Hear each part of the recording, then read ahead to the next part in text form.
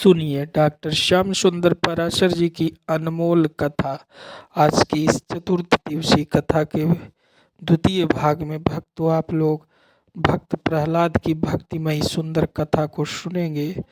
इसके साथ ही भक्तों आप लोगों के कुछ ऐसे मार्मिक तथ्यों के बारे में बताया जाएगा जिनके सुनने से आपके जीवन में परम आनंद अवश्य ही स्थापित हो जाएगा। भक्तों तो ध्यान से आज की इस कथा को सुने। श्री राधे।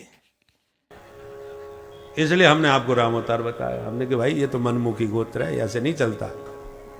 तब हमने पूरी पीठाधीश्वर पूज्य शंकराचार्य जी महाराज से पूछा कि जो देश विदेशों में भटक गए हैं बेचारे, जो गोत्र आदि कुछ जानते ही नहीं है, पर इतना जानते हैं कि हम हिंदू हैं, इसके अलावा उन्हें कुछ नहीं मालूम, तो ऐसे लोगों का शुभ कर्म करते समय पुण्य संकल्प में क्या गोत्र बोला जाए?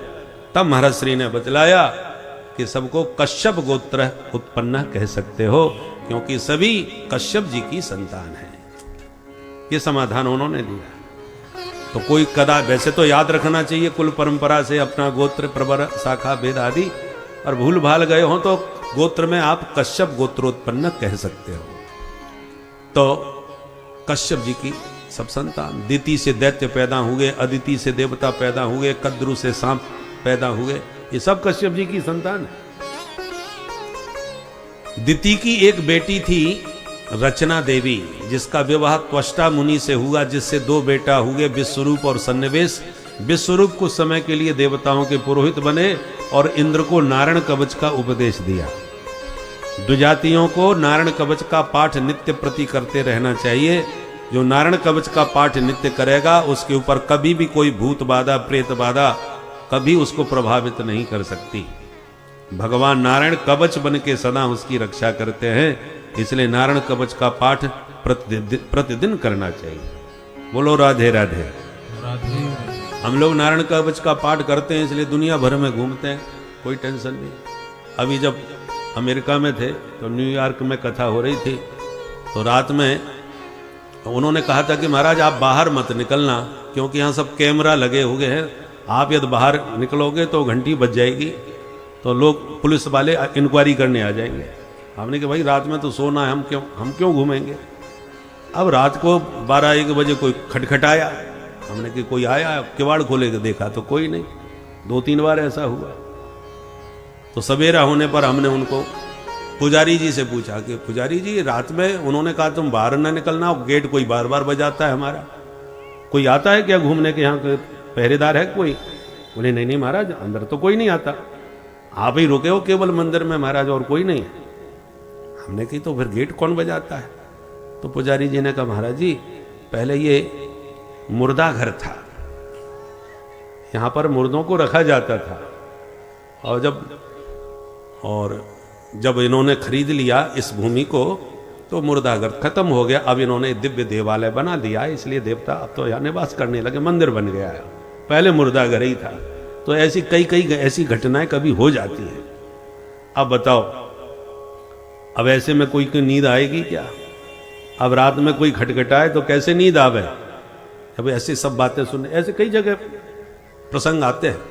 पर नारायण कवच का प्रतिदिन पाठ करके हम लोग निश्चिंत रहते हैं कि कोई कैसी भी भूत बाधा प्रेत बाधा है, हमारा तो कोई कुछ नहीं बिगाड़ेगा। एक बार रायबरेली में भी ऐसा हुआ था।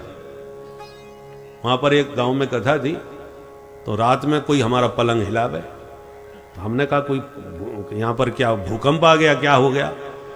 तो बोले नहीं नहीं भूकंप वगैरह तो कुछ नहीं। अब हमने सोचा कोई हमारा भ्रम है, परंतु हमने फिर जैसे तैसे हमने कही पलंग हिल रहा है तो हिलने दो, सवेरे देखेंगे, पूछेंगे भाई किसी से। अब जब आंख बंद करके, अब नींद कहाँ से आवे जब पलंग हिले तो अचानक हमने जबरदस्ती आंख बंद करने की कोशिश करी, तो एक काली बिल्ली आकर के छाती पर इतनी जोर से कूदी कि हमने उसको भगाया तुरंत, और सर्दी का समय था, चारों तरफ से खिड़की दरवाजे सब बंद, हमने पूरा कमरा छानवारा, बिल्ली का पता ही नहीं कहाँ चली गई। तो नींद हमारी तो उड़ गई। अंत में सवेरा जब हुआ तो वो बोले महाराज गंगा जी पास में ही है, चलो आपको स्नान करा लाए। तो गाड़ी में बैठ के जब हमारे परीक्षित जी गंगा नहाने ले जा रहे थे, तो हमने उनसे चर्चा करी कि भाई यहाँ कुछ गड़बड़ है क्या? ऐसा ऐसा हमारे साथ हुआ, हमने पूरी बात बताई। बोले महाराज इसीलिए तो भागवत करा रहे हैं। हमने कि देवता तो ये बात पहले क्यों नहीं बताई हमको कि मामला ऐसा है। बोलो राधे राधे। राधे राधे। फिर तो हमको अपना भजन और बढ़ाना पड़ा, तो 7 दिन बड़ी मुश्किल से कटे। तो ऐसी समस्याएं कभी कभी आ जाती हैं देश विदेशों में, कहीं ना कहीं कोई ना कोई। प्राय लोग ऐसी जगह ज्यादा रुकवाते हैं जहां कोई ना रुकता हो। तो इसलिए नारायण कवच का नित्य पाठ करते रहना चाहिए, तो कभी कोई भूत प्रेत बाधा आपको बहुत ज्यादा प्रभावित नहीं कर पाएगी। आप सुरक्षित रहेंगे। डराने की कोशिश भले ही करती रहे, बाकी आपका कुछ अनिष्ट अहित नहीं कर सकती। इसलिए सबको नारायण कवच का पाठ करना चाहिए, पर करना चाहिए संस्कृत में, जैसा भागवत में लिखा है, क्योंकि आजकल हर चीज हिंदी में हो गई है। विडंबना तो देखिए, मुसलमानों का जो ग्रंथ है कुरान आदि, तो वो जैसा लिखा है, जिस भाषा में लिखा है, वो वैसा ही उसका पाठ करना जानते हैं। नमाज पढ़ते हैं तो आप सुनते हैं उनकी आयत। उसी प्रकार ईसाइयों का जो बाइबल है, वो जिस भाषा में लिखा है उसी भाषा में वो लोग पाठ करते हैं और सभी पाठ करना जानते हैं। कितने भी ईसाई हों, मुसलमान हों, सिख भाई हैं, वो भी गुरु ग्रंथ साहब का पाठ करते हैं, जैसा लिखा है उसी भाषा में पाठ करते हैं। केवल हम सनातनी हिंदुओं की विडंबना है, जब उनसे कहो कि नारायण कवच का पाठ करो, राम रक्षा स्तोत्र का पाठ करो, तो सब हाथ जोड़ लेते, महाराज हमको संस्कृत नहीं आती, हम कैसे पाठ करें। इसलिए कम से कम प्रत्येक सनातनी को संस्कृत का इतना संस्कार तो होना ही चाहिए कि ऋषि महर्षियों ने जो हमें ये कवच दिए हैं, ये जो स्तोत्र दिए हैं, उनको हम पाठ करके उसका लाभ उठा सकें, अपना आत्मरक्षा कर सकें। देश विदेशी लोग संस्कृत पढ़ने लगे हैं और हमारे ऋषि महर्षियों का ज्ञान विज्ञान का पूरा लाभ उठाने लगे। एक बार जब थाईलैंड में हम थे, तो बोले कि साहब सुबह अंतर्राष्ट्रीय हनुमत सम्मेलन था, उसमें गए थे। बोले हम चाहते हैं कि पहला राम जी की स्तुति रामचंद्र कृपाल भजमन होनी चाहिए। हमने कि कोई गाने वाला हो तो बहुत अच्छा हो। हमने कि गा तो हम देंगे भैया, गाना तो आता है, परंतु कोई ताल वाद्य और मिल जाए तो गाने का आनंद आवे।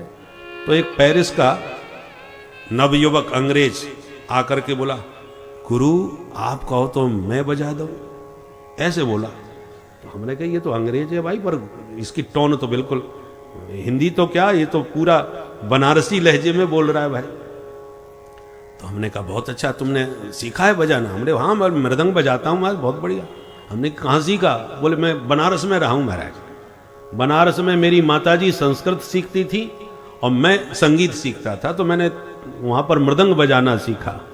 तब उसने मृदंग बजा करके अपना बताया और फिर उसने अपनी कई घटनाएं सुनाई। बोले महाराज मैं जब जाता था, तो मैं तो बहुत साल वहाँ पढ़ा हूँ, तो हिंदी मेरे को आती थी, पर जो नवयुवक मेरा मजाक उड़ाते थे, कोई कहता था कोई भूरा बंदर आ रहा है, कोई कुछ कह रहा है मेरे को, परंतु मैं सुनता रहता था सबकी। और फिर बाद में मैं कहता कहो गुरु भूरा बंदर। मैं फिर उनसे उन्हीं की भाषा में टोन में जब बात करता, तब वो लोग अवाक रह जाते थे, तो अंग्रेज तो भाई हिंदी जानता है। बोले मैंने बनारस में बहुत वर्ष रह करके खूब हिंदी सीखी है। तो हमको आश्चर्य हुआ कि कितने दूर दूर से लोग बनारस में आकर के हमारे ज्ञान विज्ञान को, शास्त्रीय संगीत को और संस्कृत को पढ़ रहे हैं, सीख रहे हैं और उसका लाभ उठा रहे हैं। और हम ही लोग अपने शास्त्रीय संगीत को भी भूल रहे हैं और अपने संस्कृत को भी बिल्कुल उपेक्षित करते जा रहे हैं। ऋषि महर्षियों का ज्ञान विज्ञान सब संस्कृत में ही छुपा हुआ है। इसलिए बिना संस्कृतज्ञ हुए आप ऋषियों के इस दिव्य ज्ञान विज्ञान का लाभ नहीं उठा सकते। इसलिए अभ्यास करना चाहिए जितना हो सके। नित्य करत करत अभ्यास के जड़मति हो तो सुजान। अभ्यास करो तो क्या नहीं हो सकता। जब हम लोग संस्कृत पढ़ते थे गुरुकुल में, तो एक 80 साल के वयोवृद्ध हमारे साथ व्याकरण पढ़ने बैठते थे। तो एक दिन जब हमने पूछा कि दादाजी आप तो 80 साल के हो गए, अब व्याकरण पढ़ के क्या करोगे? तो बोले लाला हमारे जीवन में हमने एक ही कमी अनुभव करी, भगवान ने सब कुछ दिया पर संस्कृत नहीं पढ़ पाए, इसलिए हमको बड़ी ग्लानि होती है कि हम ग्रंथों का आनंद नहीं ले पाते। इसलिए हमने सोचा अब ये जीवन में तो हम कुछ नहीं कर पाए, अभी से संस्कृत पढ़ेंगे तो कम से कम कुछ संस्कार बने रहेंगे, तो अगले जन्म में तो कुछ हमको लाभ मिलेगा। तो अगले जन्म की तैयारी हम इसी जन्म से कर रहे हैं कि अगले जन्म में हमें संस्कृतज्ञ बनना है, तभी हम ऋषि महर्षियों के इस संस्कृत में निहित ज्ञान विज्ञान का लाभ उठा सकें, उसकी तैयारी कर रहे हैं। तो ऐसी ऐसी भावना। बुलबंसी वारे की तो नारायण कवच का उपदेश इंद्र को दिया है विश्वरूप ने, परंतु देवताओं की शक्ति बढ़ाने के लिए एक बार विशाल यज्ञ करवाया विश्वरूप ने। पर दैत्य थे इनके मामा जी, तो दैत्यों के नाम की भी आहुति डालने लगे। इंद्र को पता चल गया तो गुरु जी की गर्दन उड़ा दी, गुरु की हत्या कर दी। तो ब्रह्म हत्या लग गई इंद्र को। इंद्र ने ब्रह्म हत्या को 4 लोगों में बांटा। पहला भाग पृथ्वी में ऊसर भूमि के रूप में, दूसरा भाग वृक्षों में गोंद के रूप में, तीसरा भाग जल को झाग के रूप में, और चौथा भाग स्त्रियों को रजो धर्म के रूप में ब्रह्म हत्या का प्राप्त हुआ है। परंतु त्वष्टा मुनि को जब पता चला मेरे बच्चे को गुरु बना के मार डाला, तो इंद्र शत्रुर विवर्धस्वमाचरम जहि विद्विषम, इंद्र को मारने वाला शत्रु पैदा हो जाए उस भावना से आहुति दी। मंत्र में त्रुटि हो गई तो वृत्तासुर पैदा हो गया। बोले जाओ इंद्र को खा जाओ। जो वृत्तासुर चला, इंद्रादि देवताओं में भगदड़ मच गई। भगवान की शरण में भागते हुए पहुंचे, बोले सरकार बचाओ, ये तो सबको खा जाएगा। भगवान बोले दधीच मुनि की हड्डी के वज्र से ही ये मर सकता है, दूसरा कोई उपाय नहीं। तो दधीच मुनि से प्रार्थना करी, उन्होंने शरीर का दान किया, हड्डियों का वज्र बना। तब वृत्तासुर के सामने वज्र लेकर के आए। वृत्तासुर को तो वज्र में बिहारी जी का दर्शन होने लगा, और वृत्तासुर ने 4 श्लोकों में बहुत प्यारी भगवान की स्तुति गाई रणभूमि में। अहम हरे तब पादैक मूल दासानुदासो भवितास्मि भूय मनः स्मरेता सुपते मुआसे गृणीत कर्म करोतु काय नाक प्रेष्ठम न च पारेष्ठम न सार्वभौमं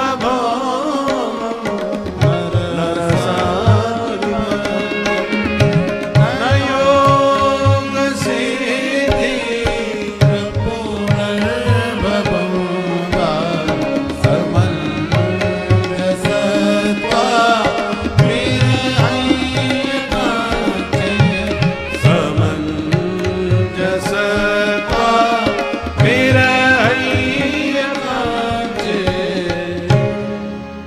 चार श्लोकों में धर्म अर्थ काम मोक्ष का वर्णन वृत्तासुर ने किया है।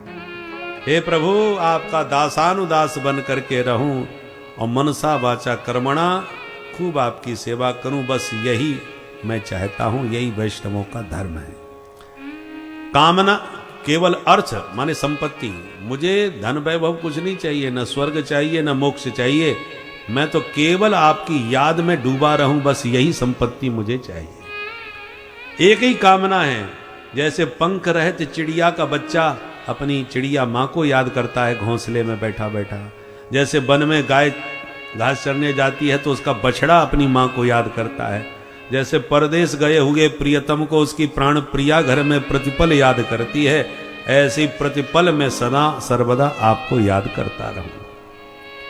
और मोक्ष तो मेरा यही है कि जब जब मेरा जन्म मिले उत्तम श्लोक आपके भक्तों का संग हर जन्म में मिलता रहे, बस यही मेरी मुक्ति है और मुझे दूसरी मुक्ति नहीं चाहिए। ये भावना देख करके तो इंद्र भी हैरान हो गए, भैया तुम तो सच में महान भक्त हो। और उसके बाद युद्ध प्रारंभ हुआ। तो युद्ध में वृत्तासुर के दोनों हाथ काट दिए वज्र से, तो मुंह फाड़ करके आया और इंद्र को ही वृत्तासुर निगल गया, पर हाथ में वज्र था, पेट फाड़ करके वज्र के द्वारा तब वृत्तासुर के पेट से जब बाहर निकले तब वृत्तासुर का उद्धार हुआ। ये वृत्तासुर पूर्व जन्म का चित्रकेतु नाम का राजा था। माता पार्वती के शाप से इसको असुर बनना पड़ा, आज ये मुक्त हो गया।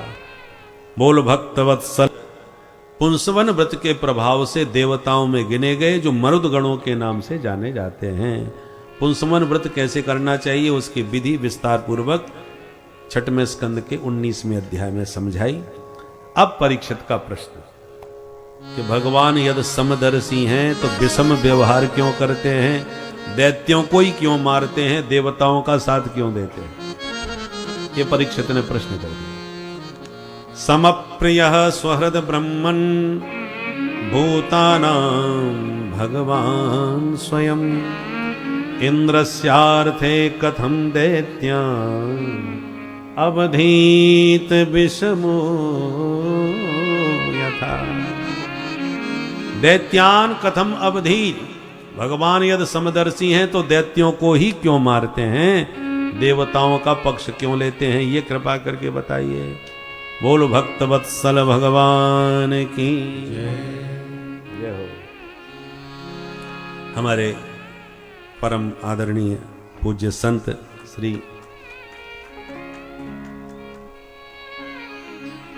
महंत बजरंग मुनि, आपसे अभी सीतापुर में कथा हुई थी, तब भी भेंट हुई थी। हिंदुओं की रक्षा के लिए आप प्राण प्रण से अपना संपूर्ण जीवन समर्पित किए हुए हैं और विधर्मियों के बीच में भी अपने देवालय और सनातनी हिंदुओं की रक्षा में प्राण प्रण से लगे हैं। ऐसे हिंदू हृदय सम्राट हमारे पूज्य संत जी का हम बारंबार स्वागत करते हैं। इस समय संत पूरी शक्ति के साथ लगे हुए हैं अपने अपने ढंग से। हमारे श्री बागेश्वर धाम वाले हमारे परम आत्मीय प्रेमी श्री धीरेन्द्र कृष्ण जी, वो भी पद यात्रा में दिल्ली से श्रीधाम वृंदावन की ओर चल रहे हैं 7 तारीख से और 16 तारीख तक।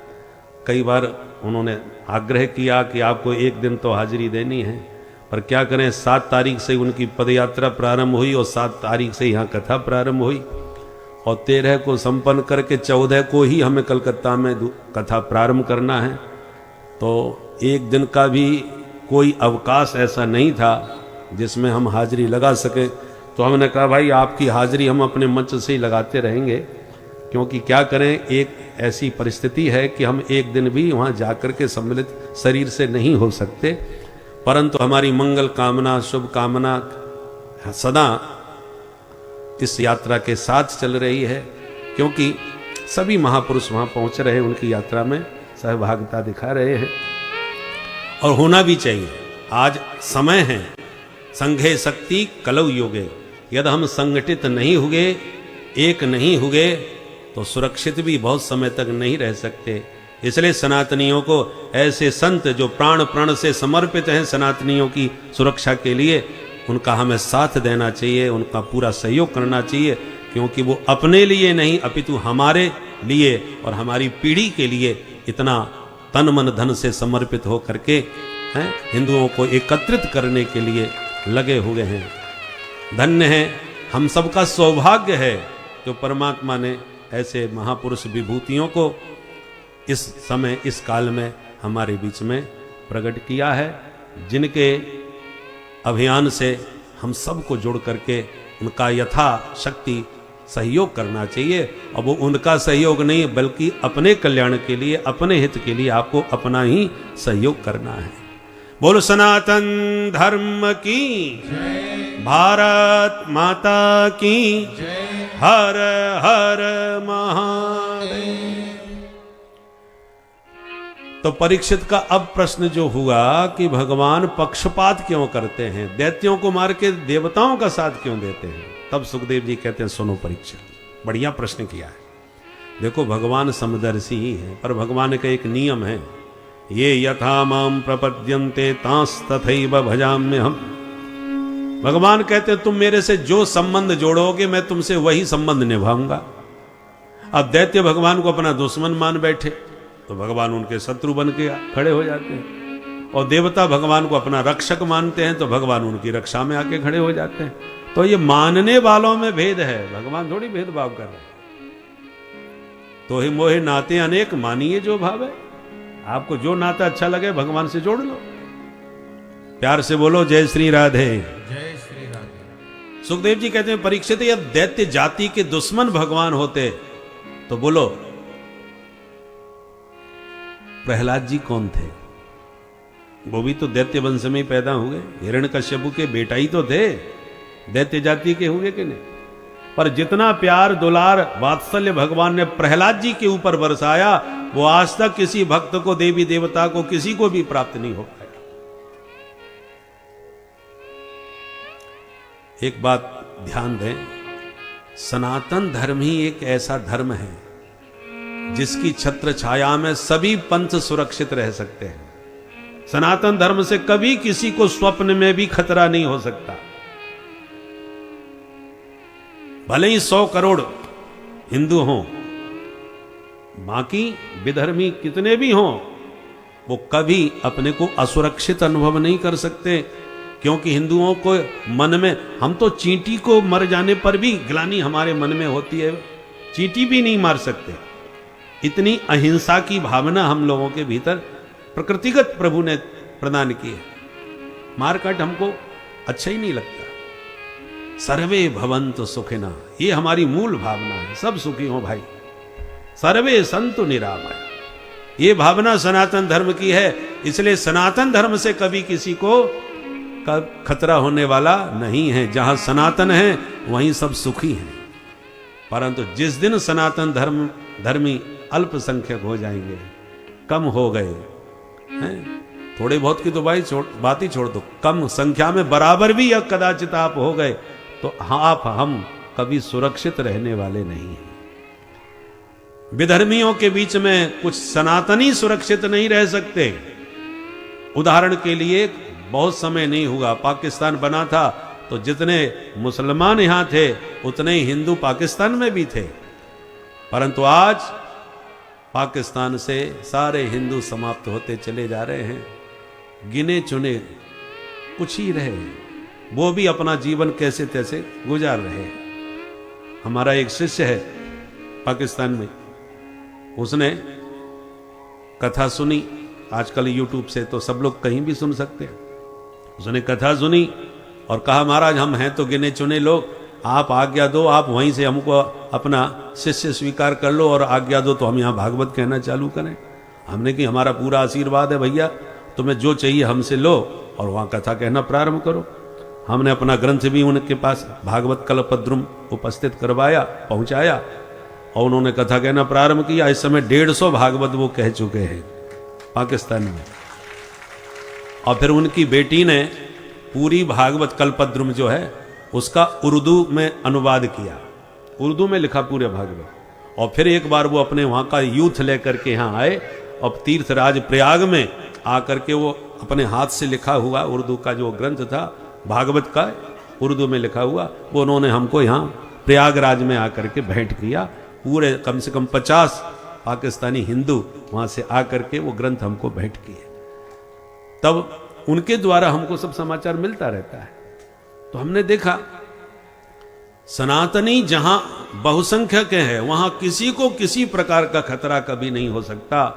परंतु हिंदू यदि अल्पसंख्यक हुए तो वो ज्यादा दिन तक सुरक्षित कहीं भी नहीं हो सकते, कहीं नहीं रह सकते, चाहे वो पाकिस्तान हो चाहे बांग्लादेश। बांग्लादेश में घटना तो अभी की आपने, बहुत ज्यादा समय नहीं हुआ, क्या तांडव मचा, हिंदुओं के प्राण संकट में पड़े पर कोई उनके हिंदुओं के आंसू पहुंचने वाला वहां नहीं था। इसलिए आज संत तो हमें सबको जगा रहे हैं। काय के लिए जगा रहे हैं? इसी ये जो पाकिस्तान और बांग्लादेश में जो हुआ है वो कहीं भारत में ना हो जाए, उसको ध्यान में रखते हुए सभी सनातनियों को संगठित करने के लिए प्रयास कर रहे हैं। क्योंकि संगठित यदि हम समय रहते नहीं हो पाए, अब भी नहीं हो पाए, तो बहुत समय तक हम सुरक्षित भी नहीं रह पाएंगे। इसलिए सभी सनातनियों को एक झंडे के नीचे, हिंदू कहते ही सब जितने भी पंथ, जितने भी जातिगत भेद हैं उनको सबको एक किनारे कर देना चाहिए। अरे मुसलमानों में भेद नहीं होता क्या? सिया सुन्नी में कितने भेद हैं और कितने प्रकार के मुसलमान होते हैं। परंतु जब इस्लाम खतरे में आता है तो केवल मुसलमान होते हैं, दूसरा कोई उनमें भेद नहीं होता। बंदरों में ही देख लो, औरों की छोड़ दो, पशु जाते हैं, बंदरों को देख लो, बंदर आपस में कितने लड़ते हैं, परंतु आप एक बंदर को पकड़ के दिखा दो, एक को छेड़ के ही दिखा दो, एक को पकड़ा तो सारे बंदर जो आपस में लड़ते हैं संगठित होकर के आप पर हमला कर देंगे। आपको, हम तो वृंदावन में बंदरों की लीला रोज ही देख रहे हैं। आप छेड़ नहीं सकते, पकड़ना तो बहुत दूर की बात है। एक बंदर को छेड़ दिया, सारे बंदर आपके ऊपर टूट पड़ेंगे, रास्ता जाम कर देंगे। तो इनसे हमें सीखना चाहिए कि संगठन किसे कहते हैं। और ये पुराना मंत्र है, संघे शक्ति कलौ युगे, कलयुग में वही सुरक्षित है जो संगठित है। इसलिए संतों के इस संकल्प में हम सबको एकजुट होकर के इस अभियान को आगे बढ़ाना चाहिए। बोल सनातन धर्म की। तो मैं निवेदन कर रहा था, भगवान तो निष्पक्ष है, पर उनका नियम है, तुम हमसे जो नाता बनाओगे हम आपसे वही नाता निभाएंगे। सनातन धर्मियों का भी यही स्वरूप है। अब दैत्य जाति के दुश्मन होते तो प्रहलाद पर कृपा क्यों करते भगवान? बोले कैसे कृपा करी ये तो बताओ। बोले सुनो, जब भगवान ने बराह अवतार लेके हिरण्याक्ष को मारा, तब से हिरण्यकश्यप उसका भाई कट्टर दुश्मन बन गया भगवान का।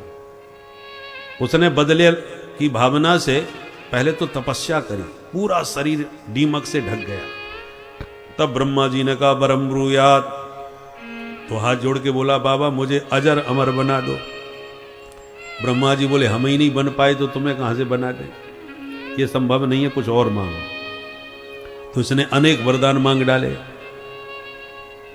न बाहर मरू, न भीतर, न ऊपर, न नीचे, न दिन में, न रात में, न अस्त्र से, न शस्त्र से, न मनुष्य से, न जानवर से, आपकी बनाई सृष्टि में किसी से न मरूं, 12 महीने से किसी महीने में न मरूं। ब्रह्मा जी बोले बस कर भाई, तेरे जैसा मांगने वाला पहली बार मिला, चल मैंने तुझे सारे वरदान दिए। अब इतने वर पा करके तो ये अपने आप को अमर ही मान बैठा। और फिर जो इसने आतंक मचाया महाराज, सारे देवी देवताओं को जीतकर बंदी बना लिया, वरुण से पानी भरवाया और इंद्र से पोंछा लगवाया। सब देवता रोने लगे, प्रभु इस पापी से कब पिंड छूटेगा। भगवान बोले प्रतीक्षा करो। इसके 4 पुत्र थे, उनमें से एक हैं प्रहलाद, जो उम्र में बहुत छोटे हैं, 5 साल के हैं, परंतु बचपन से ही इनको ग्रह लग गया है। कौन सा? कृष्ण ग्रह ग्रहीतात्मा न वेद जगदीदृशम। कृष्ण रूपी ग्रह ने इनको ग्रस लिया है। हमेशा उनके प्रेम में कभी रोते हैं, कभी हंसते हैं, कभी नाचते हैं, कभी गाते हैं। बेटा सयाना हो गया यह जान करके पढ़ने के लिए गुरुकुल में भेजा गया प्रहलाद को। कौन से गुरुकुल में? हिरण्यकश्यपु दानव विश्वविद्यालय, जहां के प्राचार्य श्री संडामर्क जी महाराज, शुक्राचार्य जी के बेटा, पढ़ाने लगे दैत्य नीति प्रहलाद को। एक दिन बेटे की याद आई तो विद्यालय में आकर के प्रहलाद जी से मिलने के लिए हिरण्यकश्यपु पहुंचे। पिता को दूर से ही देखकर प्रहलाद जी ने दौड़ के प्रणाम किया। तो गोद में उठा के पिता ने पूछ दिया, बेटा कैसी पढ़ाई चल रही है? बोले पिताजी बहुत जोरदार। तो बेटा कोई बढ़िया सा पाठ हमको भी सुना दो जो तुम्हें बहुत पसंद हो। बोले पिताजी एक ही पाठ पसंद आया है। क्या? तत्साधु मन्ये सुरवर्य देहिना सदा समुद्विग्न धिया सदगृहा हित्वात्मपातं गृहमन्धकूपं वनं गतो यद हरिमाश्रयेत। पिताजी ये घर गृहस्थी का जो अंधकुआ है, इसमें एक बार जो गिर गया वो जिंदगी भर निकल नहीं पाता। मेरी दृष्टि से परम बुद्धिमान व्यक्ति वही है जो विवेक पूर्वक इस घर गृहस्थी के कूप से बाहर निकले और नितांत एकांत में शांत बैठ के हरि का भजन करे, सुमिरन करे। यही जीवन का उत्तम पाठ है। वनम गतो यद हरिमाश्रयेत। इतना सुनते ही मूड खराब हो गया। हिरण्यकश्यप को भयंकर क्रोध आया। बच्चा तो बिगड़ गया, परंतु बच्चा क्या बिगड़ा, इसको बिगाड़ा गया है। बच्चा क्या जाने अच्छा बुरा क्या होता है, वो तो जो सिखाओगे वही बोलेगा। तो बोले अच्छा बेटा अपने गुरुजी को जो तुम्हें पढ़ाते हैं जरा गुरुजी को हमारे पास भेजो। प्रहलाद जी भीतर जाके बोले गुरुजी आपको पिताजी याद किए हैं। तो गुरुजी दौड़ के आए, आओ आओ महाराज स्वागत है आपका। हिरण्यकश्यपु ने कहा ये सब रहने दो, पहले ये बताओ तुम ही पढ़ा रहे हो बच्चे को? बोले हाँ हाँ आप हम ही पढ़ा रहे महाराज। तो बोले यही पढ़ाई चल रही है? मेरा बेटा मेरी गोद में मुझे समझा रहा है कि जंगल में जाके हरि का भजन करो, यही जीवन का सार है, यही पढ़ाया जा रहा है। सारी शिक्षा का भगवाकरण कर रखा है तुम लोगों ने। अरे मेरा बेटा राजकुमार है, उसे राजनीति सिखानी चाहिए, तुम ये बाबा बैरागियों की बातें सिखाए पड़े हो। अब तो गुरुजी कांप गए। सरकार हमारे यहां ऐसा एक भी कोर्स नहीं है, ये न जाने कहां से बोल रहा है। हमें लगता है ये विपक्ष की साजिश है, ये आपके शत्रु पक्ष के लोगों ने ही उल्टा सीधा ये पाठ सिखाया है इसे। हम तो नहीं सिखाते, हम तो वही सिखाते हैं जो आप हमें आदेश देते हैं। आपने कहा गा माने गणेश पढ़ाना बंद करो, सांप्रदायिकता फैलेगी। हमने तुरंत गणेश जी हटा दिए और गा माने गधा पढ़ाना चालू कर दिया। सरकारी विद्यालय है, आप जो कहते हो हम तो वही सिखाते हैं। हिरण्यकश्यपु ने कहा वो मैं कुछ नहीं जानता, दोबारा मेरे बच्चे ने यदि ये बकवास करी तो तुम जीवित नहीं बचोगे, जिम्मेवारी तुम्हारी है। और यूं धमकी देके चला गया। गुरुजी परेशान हो गए, ये तो बहुत बड़ा संकट आ गया हमारे ऊपर। डंडा उठाया और प्रहलाद जी के पास गुरुजी आके डांटते हुए बोले क्यों रे मूर्ख, दैत्यों के चंदन जैसे बगीचा में तू बमूर का कांटे का वृक्ष कहां से पैदा हो गया? ये बकवास तूने कहां से सीख ली? तो अपने पिताजी को सुनाई। दैत्य या चंदन बने जातोयम कंटकद्रुमः। बहुत डांटा। प्रहलाद जी शांत। समय बीता, विद्यालय में छुट्टियां हुई, गुरुजी छोड़ने घर आए। माँ ने खूब लाड़ प्यार से नवा धोवा के कहा बेटा पिताजी का आशीर्वाद ले आओ। जो दरबार में जाके पिता को प्रणाम किया प्रहलाद ने, तो पुत्र को उठा के फिर गोदी में बैठा लिया और सिर सहलाते हुए बोले बेटा अब बताओ बढ़िया वाला पाठ क्या याद किया? अब गुरुजी बागल में खड़े खड़े घबरा गए, उनकी धड़कन तेज हो गई, न जाने कौन सा पाठ सुनाएगा आज।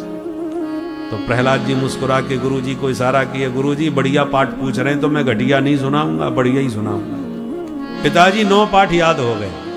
अरे वाह बेटा, कौन कौन से? तो सुना दी नवदा भक्ति, श्रवणम कीर्तनम विष्णु स्मरणम पाद सेवनम अर्चनम वंदनम दास्यम सख्यमात्म निवेदन। जो नवदा भक्ति का प्रवचन प्रहलाद ने दिया तो पागल हो गया सुन करके, उठा के प्रहलाद जी को गोद से दूर फेंक दिया, निकाल के तलवार गुरुजी की गर्दन पर धर दिया। दुष्ट ब्राह्मणों, मेरे बेटे को बर्बाद कर दिया तुम लोगों ने। कल इसने 1 पाठ सुनाया था, आज 9 पाठ सुना रहा है। पक्का तुम लोगों का हाथ है इसको बिगाड़ने में। गुरुजी थर थर कांपे, बोले न मत प्रणीतम न पर प्रणीतम। महाराज ने हमने इसको पढ़ाया, न किसी और ने पढ़ाया।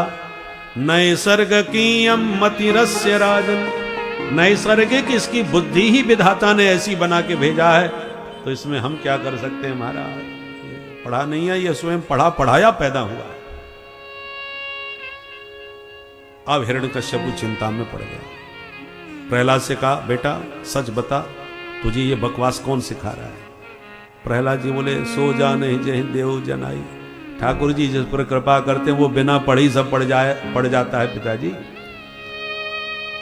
अब तो अत्यंत क्रोध में भर गया और बोला मैं समझ गया मेरा बेटा पूरी तरह बर्बाद हो चुका है, बिगड़ चुका है, अब ये सुधरने वाला नहीं है, क्योंकि इसमें नारायण भक्ति का भयानक रोग लग गया है।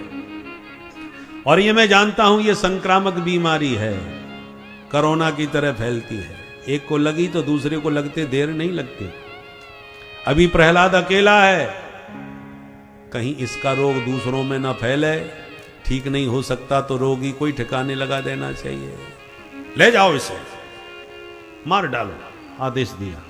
असुर सब पकड़ के प्रहलाद जी को उठा के ले गए, पर्वतों से गिराया, पानी में डुबाया। होलिका इतने अथक प्रयास करने के बाद भी एक भक्त का दुष्ट कुछ नहीं बिगाड़ पाया। अपना पूरा बल, पूरे सामर्थ्य को, पूरी पृथ्वी के ब्रह्मांड के सामर्थ्य को उसने लगा दिया, किंतु वह उस भक्त का बाल भी बांका नहीं कर सका। इसीलिए कहा गया है जिसकी रक्षा भगवान करते हैं उसको कोई भी नुकसान नहीं पहुंचा सकता, बाल भी बांका उसका कोई नहीं कर सकता। भक्तों, उनकी शरण में जो हो गया वह सब कुछ कर देते हैं। इतना सरल चीज़ मानव सीख नहीं पाता। सिर्फ उनकी शरण में हो जाओ, जो मांगना है उनसे मांगो, जो कहना है उनसे कहो। उसके बाद देखिए भक्तों, आप लोगों की कैसे नैया वह ईश्वर पार लगाता जाता है और आप लोग उस परम तत्व की, उस सामर्थ्य, उस शक्ति का भक्तों अनुभव करने लगेंगे। और जैसे जैसे अनुभव बढ़ता जाएगा वैसे वैसे आपके ऊपर एक अद्भुत आभा नजर आती चली जाएगी।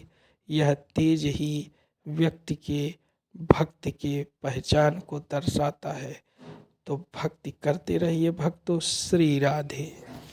तुम सबको ढूंढ लिया, अब इस जगत के कण कण में हम भी छुपे बैठे हैं, तुम हमें ढूंढ के बता दो। यही होता है, हमने ढूंढा अब तुम ढूंढो। जो जीव जगत में छुपे जगन्नाथ को जिस दिन जान लेगा, उसी दिन जन्म मरण रूपी खेल उसका हमेशा के लिए खत्म हो जाएगा। और जब तक नहीं जाना तब तक ये जन्म मरण का पिंड छूटने वाला नहीं है। वेद भगवान कह रहे हैं, तमेव विदित्वा मृत्युमेति नान्यः पंथा विद्यते यनाय, न अन्यम पंथा विद्यते। कोई दूसरा रास्ता नहीं है, उसको जाने बिना जन्म मरण से छुटकारा पाने का कोई दूसरा रास्ता नहीं। विद्यार्थियों ने कहा, प्रहलाद तू बात बड़ी जोरदार बता रहा है, परंतु हमारे गुरुजी ने तो ये कभी सिखाया नहीं, तूने कहां से सीख लिया? प्रहलाद जी बोले, जब मैं मां के पेट में था तब नारद जी ने मेरी मां को सिखाया, मां के पेट में मैंने भी सीख लिया। विद्यार्थी बोले, अच्छा तो गुरुजी उस दिन ठीक ही कह रहे थे, ये पढ़ा पढ़ाया पैदा हुआ है, मैया के पेट में ही पढ़ के आ गया। प्रहलाद सच बताएं, मन तो हमारा बहुत होता है तेरे साथ खूब कीर्तन गाएं, और तेरे पिताजी के डर के मारे हिम्मत टूट जाती है। प्रहलाद जी बोले, पिताजी से डरते हो और जगत पिता का डर नहीं लगता? अरे जिन प्रभु ने मेरी रक्षा करी वो तुम्हारी रक्षा क्यों नहीं करेंगे? आओ मिलकर के एक बार मेरे साथ कीर्तन गाओ, जो भी गड़बड़ होगी उसकी जिम्मेवारी मैं लेता हूं। विद्यार्थी बोले, तो जो होगा देखा जाएगा, आज हम तेरे साथ में कीर्तन करते हैं, गुरुजी है नहीं, मौका बढ़िया। फिर तो सारे विद्यार्थी ताली बजा बजा के कीर्तन गाने लगे। अब प्रहलाद जी के मित्र मेरे साथ मिलके ताली बजा के गाएं, और हिरण्यकश्यपु के मित्र हों तो हम उनसे जबरदस्ती नहीं गवाएंगे। विद्यार्थी नाचते गाते हुए कीर्तन करने लगे। गोविंद मेरो है, गोपाल मेरो है, गोविंद मेरो, हरि बोल, गोपाल मेरो है, गोविंद मेरो है, गोपाल मेरो है, गोविंद मेरो है, गोपाल मेरो है, श्री बांके बिहारी नंदलाल मेरो है, ओ श्री बांके बिहारी नंदलाल मेरो है, श्री बांके बिहारी नंदलाल मेरो है, श्री बांके बिहारी नंदलाल मेरो है, श्री बांके बिहारी नंदलाल मेरो है, ओ श्री बांके बिहारी नंदलाल मेरो है, श्री बांके बिहारी नंदलाल मेरो है, श्री बांके बिहारी नंदलाल मेरो है, गोविंद मेरो है, गोपाल मेरो है, गोविंद मेरो है, गोपाल मेरो है, गोविंद मेरो है, गोपाल मेरो है, गोविंद मेरो है, गोपाल मेरो है। बोल भक्त वत्सल भगवान की, अयोध्या धाम की। हमारे बीच श्री धाम अयोध्या से श्री रंगमहल पीठाधीश्वर पूज्य श्री राम शरण दास जी महाराज, जिनकी अद्भुत कृपा हम सब पर बरस रही है, जो इतनी दूर से चल करके हम सबको अनुग्रहित करने के लिए पधारे हैं। हम पूज्य श्री के चरणों में बारंबार प्रणाम करके उनका अभिनंदन और वंदन करते हैं। अभी अयोध्या में कथा हुई थी, तब पूज्य श्री के दर्शन हुए और महाराज जी का स्थान तो बिल्कुल रामलला जी के उस परिक्षेत्र में ही है, राम जन्मभूमि में। दर्शन करना हो तो हम तो महाराज जी के चरणों में जाके बैठ जाते हैं, बस सब रामलला के सारे दरवाजे इनकी कृपा से खुल जाते हैं। तो ऐसे पूज्य महाराज श्री जो सतत रामलला जी की सन्निधि में निवास करते हैं, उनकी कृपा करुणा उनके माध्यम से हम सबको प्राप्त हुई। पुनः पुनः उनके श्री चरणों में प्रणाम। देखो आज ठाकुर जी पधारने वाले हैं ना हमारे, इसलिए संत पहले पधारते हैं, भगवंत बाद में पधारते हैं। तो पहले संत आ गए, अब भगवंत भी आएंगे। और राम और कृष्ण दोनों आज ही आने वाले हैं, इसलिए दोनों विभूति आज हमारे बीच में पधारी हैं। और अब बहुत जल्दी प्रभु भी प्रकट होने वाले हैं। आप लोग बिल्कुल सावधान होकर के विराजमान हो जाएं। बोल वृंदावन बिहारी लाल की। तो इस प्रकार से प्रहलाद जी ने सबको समझाया और सब मस्ती में झूम करके नाच रहे थे, गा रहे थे, उमंग में भरे। इतने में गुरुजी महाराज आ गए। गुरुजी ने कीर्तन सुना तो घबरा गए, कहीं ये कीर्तन महाराज ने सुन लिया तो सबसे पहले मेरी गर्दन उड़वा देंगे। तो गुरुजी भागे वहां से, दरबार में जाके बोले हिरण्यकश्यप से, सरकार गजब हो गया। क्या हुआ? बोले आपके बेटे की बीमारी फैल गई, देख लो चल के उसने विद्यालय की क्या हालत कर दी। इतना सुनते कोपावेश चलत गात्र पुत्रम हंतुम मनोदधे, आज अपने बेटे को मार ही डालूंगा, ऐसा पक्का संकल्प लेकर के आया। कीर्तन को जब सुना तो जोर से क्रोध में अट्टहास किया। कीर्तन सन्नाटे में बदल गया। छोटे छोटे विद्यार्थी देखते ही घबरा गए। प्रहलाद जी ने इशारा किया, कोई मत घबराओ, सब ठीक होगा। और हिरण्यकश्यपु ने तमाम गालियां प्रहलाद जी को दे डाली। हे दुर्विनीत मंदात्मन कुल भेद कराधमा, कुल कलंकी, मेरे कोप से तुझे कोई बचा नहीं सकता। बोल प्रहलाद, किसके बल पर तूने मेरी शक्ति को ललकारने का दुस्साहस किया? प्रहलाद जी ने निर्भीक होकर जवाब दिया, न केवलम में भवतश्च राजन, न केवलम में भवतश्च राजन, सवै बलम बलिनां च परेशा, सवै बलं बलिनां च परेशा, परे परे में स्थिर जंग माये, परे परे में स्थिर जंग माये, ब्रह्मादयो वशं प्रणीता, ब्रह्मादयो येन वशं प्रणीता, न केवलं मे भवतश्च राजन्, न केवलं मे भवतश्च राजन्, न केवलं मे। पिताजी केवल मुझ में ही उस परमात्मा का बल नहीं है। आप जिन ब्रह्मा जी के वरदानों से बलान्वित हुए हो पिताजी, मेरे प्रभु उन ब्रह्मा को भी बल देने वाले हैं। ब्रह्मादयो येन वशम प्रणीता। हिरण्यकश्यपु ने कहा, मूर्ख बालक, वो यदि सबको शक्ति देता है तो मुझसे क्यों डरता है, मेरे सामने क्यों नहीं आता? बोल कहां है तेरा ईश्वर? प्रहलाद जी बोले, पिताजी ये पूछिए कहां नहीं है।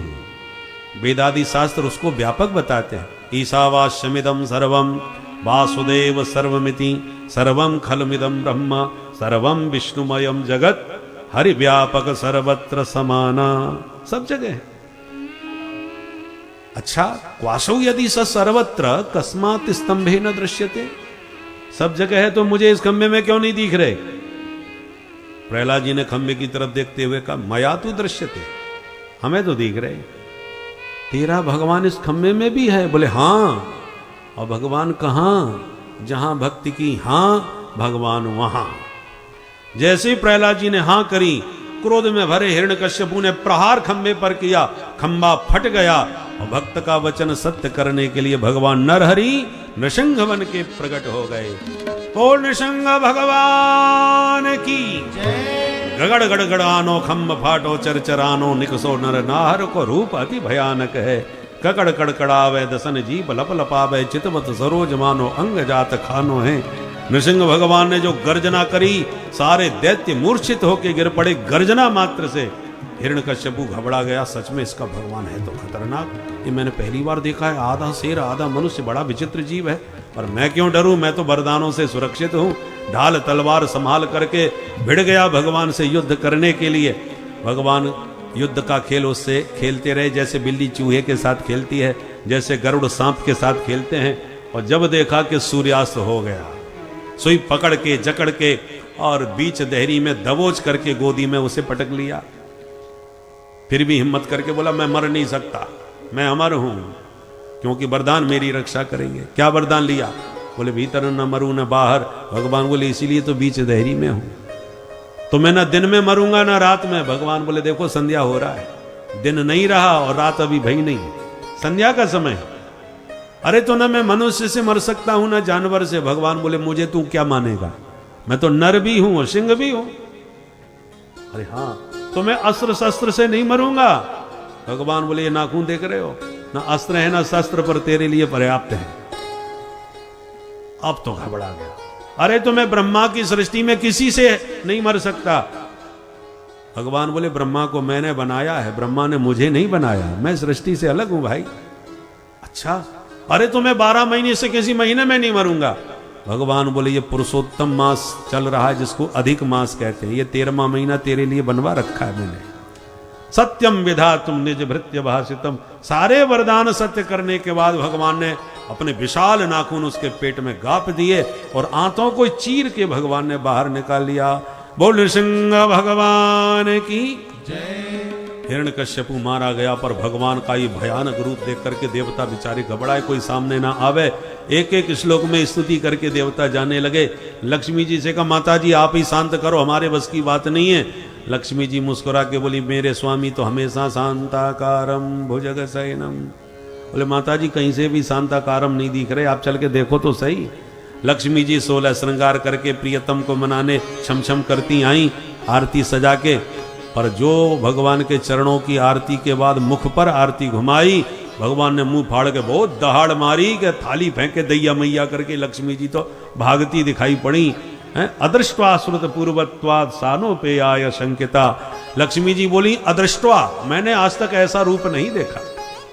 अंत में जब सभी भागते नजर आए, तब सबने मिलके प्रहलाद जी से कहा पुत्र तेरी प्रार्थना पर प्रभु का यह विचित्र रूप प्रकट हुआ है, तो तुम ही इनको शांत कर सकते हो, और किसी की सामर्थ्य नहीं। तब प्रहलाद जी आए और भगवान के चरणों में साष्टांग प्रणाम किए। जो प्रहलाद जी पर प्रभु की दृष्टि पड़ी, सारा कोप कपूर की तरह उड़ता चला गया। स्वपाद मूले पतितम तमर्भकम विलोक्य देवः कृपया परिप्लुत उत्थाप्य तच्छीष्ण दधात् कराम्बुजम् काला हि वित्रस्तदीया कृता भयम्। पाद मूले पतितम तम अर्भकम विलोक्य। चरणों में पड़े प्रहलाद जी को जैसे ही प्रभु ने देखा, कृपया परिप्लुतः, कृपा और करुणा से भगवान परिपूर्ण हो गए। तुरंत उठाए, गोदी में बैठाए प्रहलाद को, सिर को सहलाए और भगवान बोले पुत्र तुम्हारे अंग इतने कोमल हैं कि मुझे छूने में भी भय लगता है, और इस सुकुमार शरीर पर इन दुष्ट दुर्दांत दैत्यों ने इतना दुराचार, इतना अत्याचार किया। ये सब मेरे कारण हुआ, क्योंकि मैं विलंब आने में कर दिया। मुझे आने में अति विलंब हुआ, जिसके कारण तुम्हें कष्ट सहने पड़े पुत्र, इसलिए मेरे अपराध को क्षमा करना। सारे देवता महात्मा स्तब्ध रह गए। ये आश्चर्य सबने पहली बार देखा कि भक्तों को भगवान से क्षमा मांगते तो बहुत देखते हैं, पर किसी भक्त से भगवान को क्षमा मांगते आज पहली बार देखा। भगवान हाथ जोड़ रहे, क्वेदम वपु क्वच वयः सुकुमार में तत् क्वैता प्रमत्त कृत दारुण यातनास्ते आलोचितोय विषयोयम भूतपूर्व क्षन्तव्यमंग यदि मे समय विलंब। प्रहलाद जी के तो आनंद का ठिकाना नहीं रहा, चरणों में गिरे और 42 श्लोकों में स्तुति की। प्रहलाद जी कहते हैं, प्रभु मैं तो सोच रहा था कि मैं दैत्य वंश में पैदा हुआ हूं, न जाने आपकी कृपा करुणा कभी मुझ पर होगी या नहीं, पर आज मैंने अनुभव किया कि जो कृपा मुझे मेरे पर बरसाई आपने, आज ऐसी कृपा तो आज तक किसी देवी देवता को नहीं मिली होगी। न ब्रह्मणो न तो भवस्य न वैरमाया यन्मेर पिता शिरसि पद्म कर प्रसार। भले ही ब्रह्मा जी आपके बेटा हो, भले ही शंकर जी आपको परम प्रिय हो, पर शिव ब्रह्मा को भी आपने गोद में बैठा के इतना प्यार दुलार नहीं दिया होगा जो इस दैत्य पुत्र को आपने प्रदान कर दिया। भगवान बोले, बेटा तुम्हें डर तो नहीं लग रहा हमसे? प्रहलाद जी बोले, बिल्कुल नहीं। ना हम विभेम्य जततेति भयानकास्य। आप कितने भी भयानक बन जाओ महाराज, मुझे बिल्कुल डर नहीं है। क्यों नहीं डरते भाई? प्रहलाद जी कहते हैं, प्रभु जब शेर दहाड़ता है तो भगदड़ मच जाती है पूरे जंगल में, सब बनचर भागने लगते हैं उसके डर से, पर शेर का बच्चा कभी नहीं डरता, क्योंकि वो जानता है ये कितने भी खतरनाक सही, पर मेरे तो पिता हैं, मैं क्यों डरूं? उसी प्रकार मुझे भी मालूम है ये विचित्र रूप आपने मेरे लिए बनाया है, तो मैं क्यों डरूं? मेरे लिए तो आप आए हो। भगवान ने प्रहलाद को हृदय से लगा लिया, बेटा जो चाहो हमसे आज मांग लो। प्रहलाद जी बोले, सरकार ये लेना देना व्यापारियों का विषय है, मैं आपका भक्त हूं, मैं आपसे क्या मांगू? भगवान बोले, मेरी खुशी के लिए, प्रसन्नता के लिए कुछ तो मांग लो। बोले, प्रभु मांगने से यदि आप खुश हैं तो यही मांगता हूं कि जीवन में कभी मेरे मन में मांगने की कुछ इच्छा ही पैदा ना हो, यही वरदान दे दीजिए। भगवान बोले, ये कोई मांगना हुआ? बेटा तुम मांग नहीं सकते, हमने समझ लिया, वो हम दिए बिना रह भी नहीं सकते, ये भी पक्की बात है। चलो बैठो अपने पिता के सिंहासन पर और एक मनवंतर पर्यंत राज्य करो, उसके बाद मेरे पार्षद बन के सदा सर्वदा मेरे साथ रहो। और यों कह के भगवान ने सिंहासन पर प्रहलाद जी को बैठा के अभिषेक कर दिया। पद पर बैठते ही प्रहलाद जी बोले, प्रभु बस एक इच्छा मन में हो गई है, कह दो। कह दूं क्या? भगवान बोले, हाँ बोलो। बोले, इसी पद पर बैठ के पिताजी ने आपको दिन रात खूब गालियां दी, कहीं मेरी मति मलिन ना हो जाए इस पद पर बैठकर। और दूसरी बात, बुरे भले जैसे भी हों मेरे पिताजी थे, उनकी अधोगति नहीं होना चाहिए, उनका उद्धार हो, बस यही वरदान मांगता हूं। भगवान बोले, पुत्र तुम जैसा भक्त जिस घर में जन्म लेता है उस परिवार की 21 पीढ़ियां तर जाती हैं, माता पिता की तो बात ही छोड़ दो, जाओ अपने पिता का संस्कार करो। प्रहलाद जी अंतिम संस्कार पिता का करने के लिए चल दिए। ब्रह्मा जी तुरंत प्रकट होकर प्रणाम करते हुए बोले, प्रभु बड़ी कृपा करी, जो दुष्ट दैत्य को आपने मार दिया, इसने मेरे से वरदान लिया सरकार, पर सबसे ज्यादा मुझी को परेशान किया था। भगवान एकदम डांटते हुए ब्रह्मा जी से बोले, मैवम बरो स्वराणाम ते प्रदेह पद्म संभव। ब्रह्मा जी खबरदार, जो दोबारा किसी दुष्ट दैत्य को इतने वरदान दिए तो सर्पों को अमृत पिलाने का काम करते हो। सारा विश्व आतंकवाद से त्रस्त है, ग्रस्त है, और तुम कोई देश आतंकवादियों को परमाणु बम और पकड़ा दे कि हम तुम्हारे साथ में, चिंता मत करो।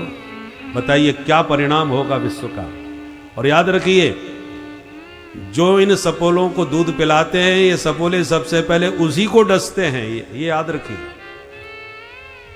जो इनको पालते पोसते हैं, एक दिन यही आतताई उनके अंत का कारण बनते हैं।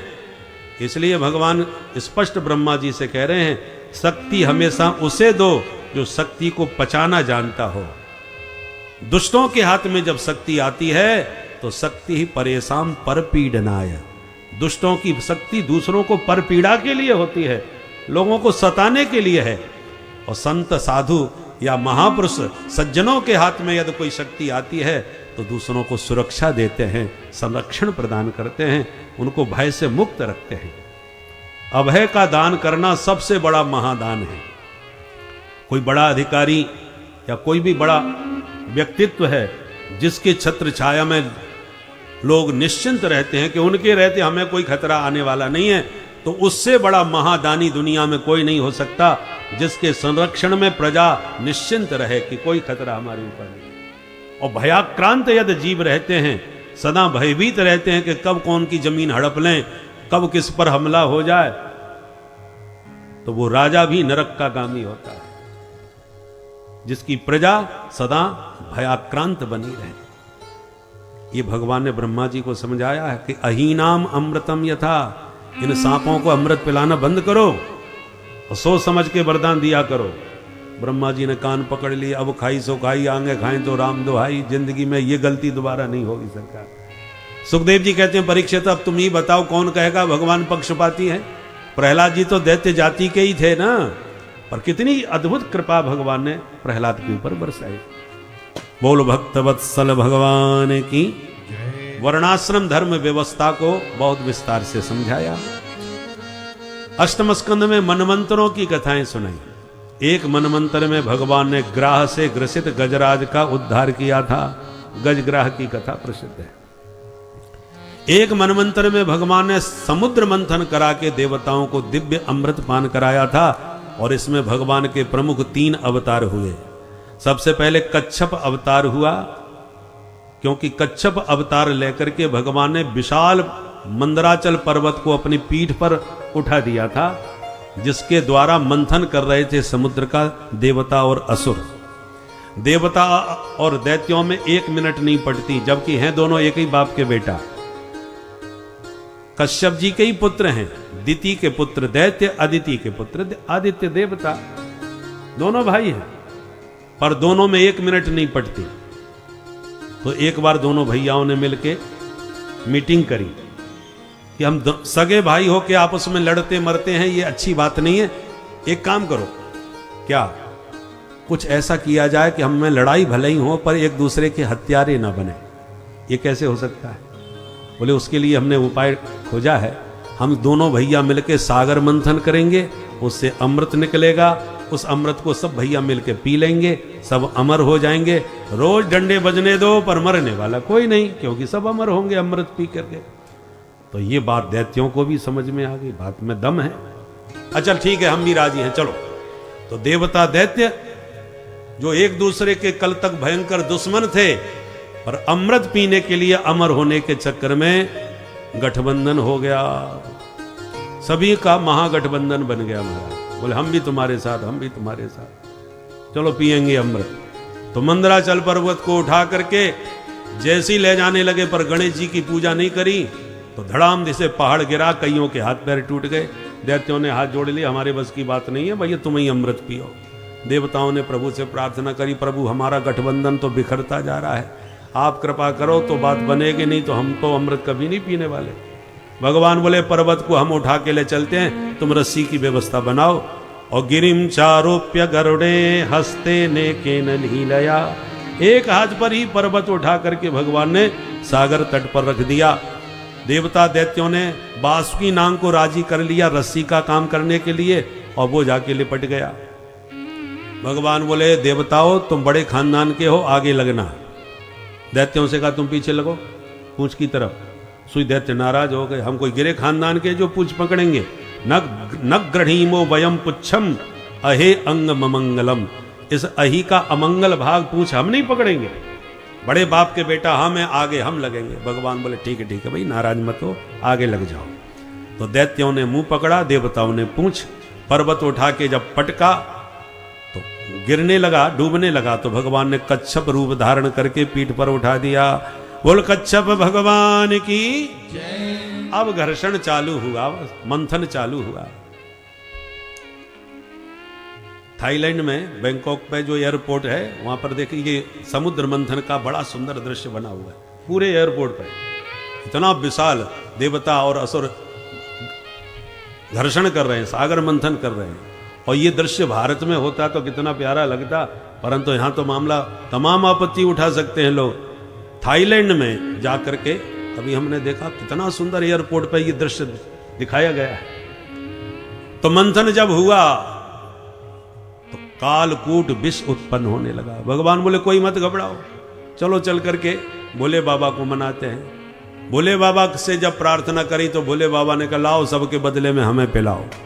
तो ततः करतली कृत्य व्यापिहालाहलम विषम अभक्षयन महादेव कृपया भूत भावना। भोलेनाथ ने उस विष को पान करने का प्रयास किया, पर तुरंत ध्यान आ गया हृदय में राम जी बैठे, उनको कष्ट पहुंचेगा। तो राम नाम का सहारा लिया। रा कहते ही मुंह खुल जाता है और मां कहते ही मुंह का ढक्कन बंद हो जाता है। राम मां तभी बोलेगा जब दोनों होठ मिलेंगे, क्योंकि मकार जो है वो ओष्ठ, उसका उच्चारण स्थान ओष्ठ है। उपू पद्मानियानम ओष्ठव, इसलिए मां तभी उच्चारण में आएगा जब दोनों होठ मिलेंगे। तो रा कह के मुंह खोला और विष पान करने के बाद मां कह के मुंह का ढक्कन बंद कर दिया और राम नाम के बीच में गले में अटका लिया। ना बाहर उगला ना भीतर निकला, ना कंठ पूरा नीला पड़ गया। तब से बाबा का नाम वो नीलकंठ महादेव की नीलकंठ नाम पड़ गया। यच्चकार गले नीलम तच्च साधोर विभूषणम, अद्भुत शोभा बढ़ गई भोले बाबा। अब मंथन प्रारंभ हुआ तो हविर्धानी ततो भवत, कामधेनु गाय प्रकट हो गई जो ऋषियों को दान कर दिया। उच्चैसरवा घोड़ा प्रकट हुआ तो बलि ने ले लिया। ऐरावत हाथी निकला तो इंद्र ने लिया। कौस्तुभ मणि निकली तो भगवान ने कंठ में धारण करी। पारिजात वृक्ष निकला, स्वर्ग में भेज दिया। रंभादिक अप्सराएं निकली, स्वर्ग में भेज दी। अब की बार मंथन करते ही साक्षात महालक्ष्मी का प्रादुर्भाव हुआ। वो लक्ष्मी मैया की भगवान बोले लाइन लगा के बैठ जाओ, ये जिसे चाहे उसे अपना लें बरमाला पहना के। तो एक लाइन में देवता, एक लाइन में दैत्य, एक लाइन में महात्मा भी चिमटा गाड़ के बैठ गए। और लक्ष्मी जी ने सब में कोई ना कोई कमी निकाली, और जो नारायण को देखा तो खुश हो गई। मंगलम भगवान विष्णु मंगलम गरुड़ ध्वज, ये तो बिल्कुल साक्षात मंगल मूर्ति है, पर थोड़ी कमी है। क्या कमी? बोले सुमंगल कश्चन कांक्षते ही माम, सुमंगल तो है पर माम न आकांक्षते। और लोग जो ललचाई भरी आंखों से मुझे देख रहे हैं और ये एक बार भी मेरी तरफ दृष्टि नहीं घुमाए, मुझे देख ही नहीं रहे। और कोई बात नहीं, अपनाऊंगी मैं इन्हीं को और सेवा करके अपना बना लूंगी। तो वरमाला नारायण के कंठ में डाल दी। वो लक्ष्मी नारायण भगवान की लक्ष्मी जी का स्वभाव है, जो ज्यादा उनके पीछे पड़ते हैं लक्ष्मी जी उनसे दूर भागती है, और जो लक्ष्मी जी को ठुकरा करके मस्ती में भागते हैं लक्ष्मी जी उनके पीछे पीछे भागती है। वही किया यहां। अब की बार मंथन किया तो वारुणी प्रकट हो गई तो असुरों ने ले लिया। पुनः मंथन हुआ तो धन्वंतरी भगवान अमृत कलश के साथ प्रकट हो गए। बोल धन्वंतरी भगवान की। अमृत कलश देखते ही दैत्यों ने एक झपट्टा मारा और कलश छीन के भाग गए। देवता बेचारे खड़े खड़े रोते रह गए। भगवान बोले चिंता मत करो, देखो चमत्कार। दैत्य जब दूर चले गए तो आपस में लड़ने लगे। अहम पूर्वम न तुम नतिमिति प्रभो, मैं बड़ा हूं, पहले मैं पीऊंगा, पहले मैं पीऊंगा। तो भगवान ने क्या किया, एक छैल छबीली छोरी का रूप बना के पहुंच गए। और जो भगवान का रूप विन्यास देखा तो सब दीवाने हो गए, पागल हो गए। देवी जी कहां से आगमन हो रहा है? लगता है विधाता ने हमारे लिए ही आपको भेजा है। हम भाइयों में झगड़ा मच रहा है, यदि आप बांट दोगी तो हम लोगों का झगड़ा खत्म हो जाएगा। भगवान बोले तुम कैसे मूर्ख हो, एक अपरिचित स्त्री पर भरोसा करते हो? बुद्धिमान व्यक्ति ऐसा कभी गलती नहीं करते। तब तो दैत्यों में और श्रद्धा उमड़ पड़ी। एक बोला बहुत पढ़ी लिखी लग रही है, दूसरा बोला अच्छे खानदान की भी दिख रही है। स्वार्थ की बात नहीं करी, सिद्धांत की बात बताई इसने। सच में अपरिचित स्त्री पर भरोसा नहीं करना चाहिए। देवी जी हमें तो तुम पर भरोसा है, अब अमृत तो तुम्हारे हाथ से ही पिएंगे। भगवान बोले तो थोड़ा कम ज्यादा चला गया मेरे हाथ से, तो तुम मेरे से लड़ोगे? अरे नहीं नहीं देवी, जैसे चाहो बांटो, हमें स्वीकार है। भगवान बोले तो फिर लाइन लगा के बैठ जाओ और लाओ ये अमृत हमको दे दो। सबने कलश सौंप दिया भगवान के हाथ और बैठने लगे लाइन लगा के। भगवान देख करके बोले इसमें पानी पानी ऊपर है, गाढ़ा गाढ़ा नीचे है, अब बताओ मैं कैसे बांटू? तो दैत्यों का माथा घूम गया। पहले जो पिएगा उसको ऊपर का पानी पानी मिलेगा, और ठहर के पिएंगे तो नीचे का गाढ़ा गाढ़ा माल मिलेगा। माथा ही घूम गया। इतने में देवता आ गए। भगवान बोले ये कौन? बोले हमारे सौतेले भैया हिस्सा मांगने आ रहे हैं। भगवान बोले एक काम न करें, ऊपर का पानी पानी दो तो बूंद इन्हीं को पिला देते हैं, बाद में असली माल तुम्हें मिलेगा। बोले हाँ ठीक कह रही हो, चलो ठीक है उनको भी पिला दो। और भगवान देवताओं को इशारा कर दिए तो सब लाइन लगा के बैठ गए। देवताओं को भगवान अमृत पिलाने लगे, दैत्यों को देख देख के मुस्कुराने लगे। दैत्य भगवान की मुस्कान पर ही लट्टू बने रहे और देवता अमृत पीते रहे। स्वरभानु नाम का दैत्य होशियार था, उसको शंका हो गई, वो तुरंत देवता बन के सूर्य चंद्रमा के बीच में घुस के बैठ गया। और प्रभु ने जैसे ही उसे अमृत पिलाया, सूर्य चंद्र ने प्रभु को इशारा कर दिया हमारा डुप्लीकेट है। भगवान ने पट्ट से उसकी गर्दन उड़ा दी, तब तक झट से पी गया, इसलिए मरा नहीं, दो हिस्सों में बदल गया, जो राहु और केतु के नाम से जाना गया। और भगवान अमृत के साथ अंतर्धान हो गए। बोल मोहिनी भगवान की जय। अब दैत्यों को होश आया, हे भैया वो देवी जी किधर गई? दूसरा बोला देवी जी को जाने दे, वो अमृत किधर गया? अब ना देवी का पता ना अमृत का। सामने देखा तो देवता डकारें लेके पेट पर हाथ घुमा रहे हैं।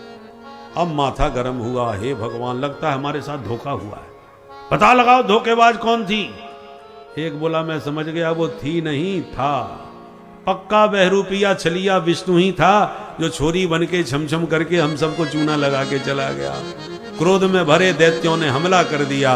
तत्र देवासुरो नाम रणः परम दारुण, बड़ा भयंकर देवासुर महासंग्राम छिड़ गया, जिसमें सारे दैत्य मारे गए, यहाँ तक के दैत्यों के राजा बलि भी मारे गए और देवता सब विजयी हो गए। विजयी देवता स्वर्ग में जाके सिंहासन पर बैठे और मरे हुए दैत्यों को शुक्राचार्य जी ने मृत संजीविनी विद्या के बल से पुनः जिंदा कर दिया। दैत्य चरणों में गिर के बोले गुरुजी इन्होंने हमको धोखा दिया, बदला लेना है। कश्यप जी श्री शुक्राचार्य जी बोले एक काम करो, क्या तुम ब्राह्मणों का आशीर्वाद लो, यदि ब्राह्मण अनुकूल हो गए तो दावा करता हूं तुम्हें मैं सिंहासन पर बैठा के दिखाऊंगा। अच्छा तो ब्राह्मणों को खुश करने में कितनी देर है, बढ़िया खीर मालपुआ रबड़ी चकाचक घुटवाए दो, बढ़िया सा लिफाफा पकड़ाए दो, फिर देखो महाराज शरीर वर्चस्व आयुष्यम आरोग्यम विधात गर्जना के साथ आशीर्वाद बरसने लगता है। ब्राह्मणों की ऐसी गजब की सेवा करी दैत्यों ने कि ब्राह्मण खुश हो गए और उन्होंने आशीर्वाद में एक दिव्य रथ भेंट किया बलि को और कहा इस रथ में आप जीवन में कभी हारोगे नहीं, ये हम ब्राह्मणों का आशीर्वाद।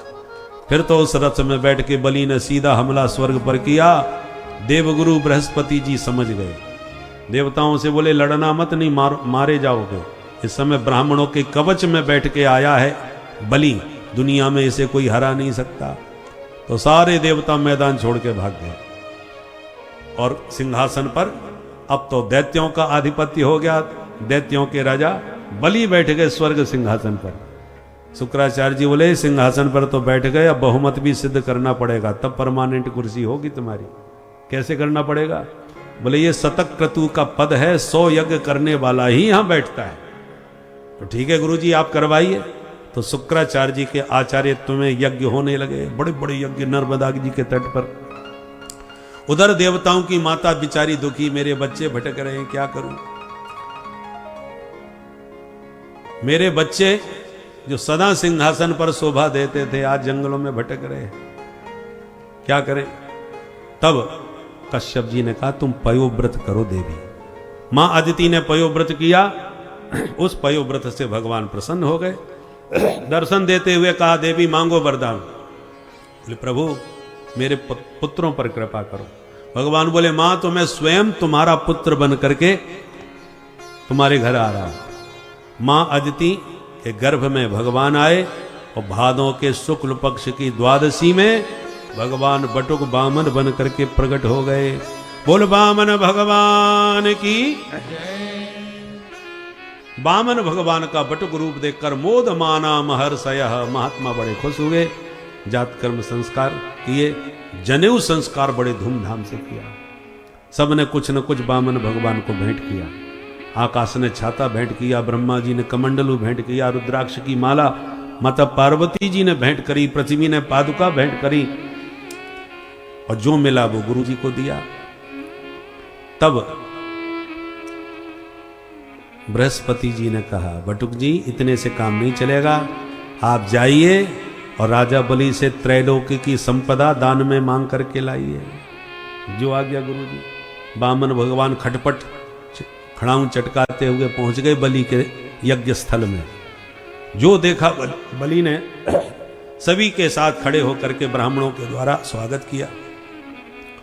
स्वागतम ते नमस्तुभ्यं ब्रह्मन किम करवामते। बटुक जी स्वागत है, आपकी क्या सेवा करूं? मैं धन्य हो गया आपके दर्शनों से, आप बड़े तेजस्वी हैं। भगवान बोले राजन हम बड़े संतोषी भी हैं, हमने आज तक कभी किसी के सामने हाथ नहीं पसारा, हमें कुछ नहीं चाहिए, बस तुम्हारा नाम बहुत सुना था तो सोचा चलो दर्शन करे आए, मिलने चले आए। बलि ने कहा क्षमा करना महाराज, ब्राह्मण का बेटा बिना मतलब के तो कहीं नहीं जाता, कुछ तो मनोरथ मन में होगा, मांगो जो चाहिए, मन संकोच ना करो महाराज।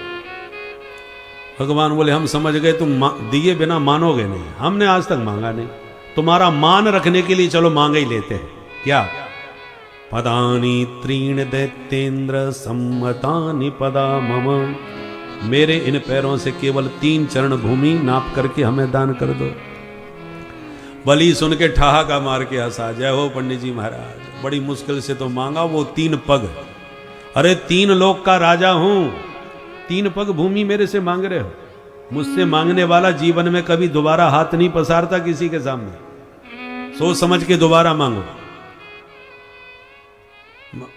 तो भगवान बोले सुनो राजन, हम बड़े संतोषी ब्राह्मण हैं, जो मांग लिया है बस उतना ही लेंगे, देना है तो दो, नहीं हम ये चले, हमारे संध्या वंदन का समय हो रहा है। बलि ने कहा नहीं नहीं महाराज नाराज मत होइए, यदि आप इतने में संतुष्ट हैं तो मुझे क्या आपत्ति, तो लो हाथ में जल, संकल्प करो। बलि ने कहा महाराज क्यों मेरा उपहास कर रहे हो, 3 पग भूमि के लिए अब संकल्प पढ़वाओगे? भगवान बोले हर काम विधि विधान से ही होना चाहिए राजा। भगवान यदि चाहते तो बलि से युद्ध करके भी हर वस्तु, हर साम्राज्य, हर सामर्थ्य को प्राप्त कर सकते थे, किंतु प्रभु ने बलि के अंदर की भक्ति को पहचान लिया और इसीलिए उनकी महत्वता को बढ़ाने के लिए प्रभु ने वामन अवतार लिया और यह दिखा दिया कि भक्त जो है वह भगवान के सामर्थ्य को भी अपनी भक्ति से संभाल सकता है, थाम सकता है।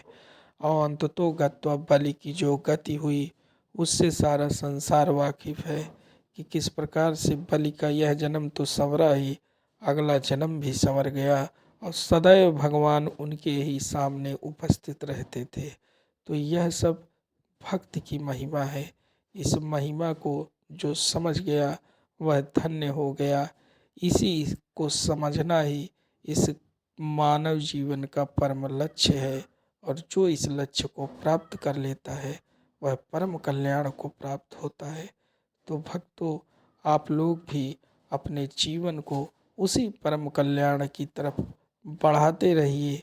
विनती पूर्वक आप लोगों से कहते हैं भक्तों, ईश्वर में मन अवश्य लगा कर रखिए। भक्तों, श्री राधे। शुक्राचार्य जी बोले इसका मतलब अपनी गुरु की बात नहीं मानेगा, मैं भी तुझे शाप देता हूं, अचरात भ्रश्यते स्त्रियः, बहुत जल्दी तू श्रीहीन हो जाएगा। शाप दे के शुक्राचार्य जी चले गए। वामन भगवान बोले गुरु चेला झगड़ा मत करो, देना है तो दो। बोले महाराज आप तो संकल्प तो जल का पात्र उठाया।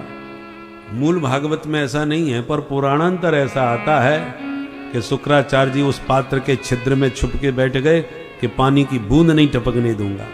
तो बिना जल के संकल्प कैसे होगा? जब पानी न निकला